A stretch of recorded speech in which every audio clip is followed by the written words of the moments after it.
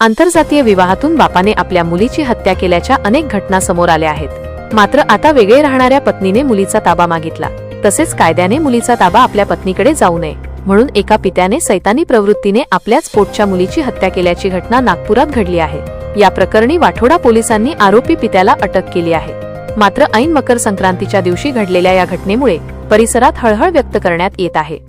नागपूरच्या वाठोडा भागातील सरोदे नगर परिसरात राहणाऱ्या शेखर कृष्णराव शेंद्रे वय 46 असे आरोपी पित्याचे नाव आहे।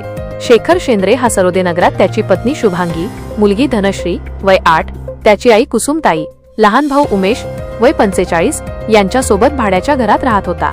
मात्र शेखर हा दारूच्या आहारी गेला आणि तो वारंवार पत्नीवर संशय घेऊन तिला मारहाण करत होता। शेखरच्या या त्रासाला कंटाळून शुभांगी वेगळी राहत होती। धनश्री आपल्या सोबत राहावी असे शुभांगीला वाटत होते। मात्र शेखरने धनश्रीला स्वतःकडेच ठेवून घेतले होते। त्यामुळे शुभांगी धनश्रीला लपून छपून भेटत होती। त्यामुळे धनश्रीची शुभांगीकडे जाण्याची ओढ शेखर सोबत वादाचे कारण ठरत होती। त्यामुळे गेल्या काही काळापासून दोघांमध्ये वाद होत होता। कायद्याच्या मार्गाने शुभांगी धनश्रीचा ताबा स्वतःकडे घेऊ शकते याची कल्पना शेखरला होती। शेखर नाराज होता। आज पहाटे शेखर लवकर उठला आणि त्याने 5:45 वाजताच्या सुमारास झोपेत असलेल्या धनश्रीच्या छातीत चाकूने वार केले।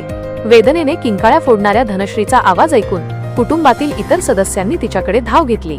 मात्र रक्तबंबाळ अवस्थेत पडलेल्या धनश्रीला पाहून त्यांच्या पायाखालील जमीनच सरकली। त्यानंतर शेखरची आई आणि त्याचा भाऊ उमेश यांनी धनश्रीला तातडीने वाठोडा पोलीस ठाण्यात नेले आणि तिथून धनश्रीला रुग्णालयात दाखल करण्यात आले। मात्र उपचारादरम्यान धनश्रीचा मृत्यू झाला। धनश्रीच्या मृत्यूची बातमी समजल्यावर तिची आई शुभांगी आणि तिच्या आजीला मोठा धक्का बसला।